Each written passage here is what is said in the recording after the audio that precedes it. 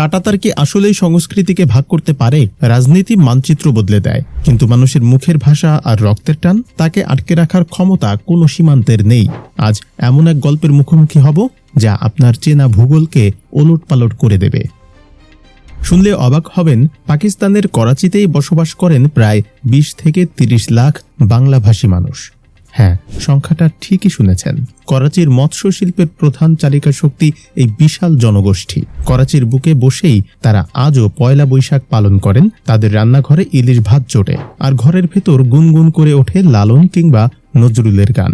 তারা পাকিস্তানের নাগরিক, কিন্তু তাদের মন জুড়ে এক টুকরো বাংলা।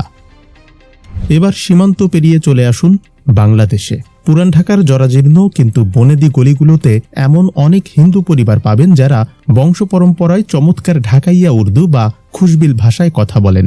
দেশভাগের ক্ষত কিংবা ৭১-এর রক্তক্ষয়ী ইতিহাসও তাদের কাছ থেকে এই ভাষা কেড়ে নিতে পারেনি।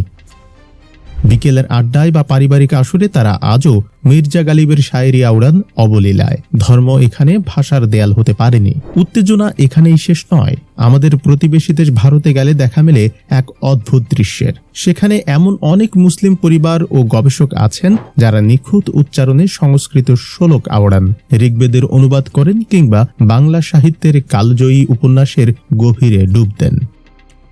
করাচির মুসলিমদের মুখের বাংলা, ঢাকার হিন্দুদের ড্রয়িং রুমে উর্দু, আর ভারতের মুসলমানদের কণ্ঠে সংস্কৃত।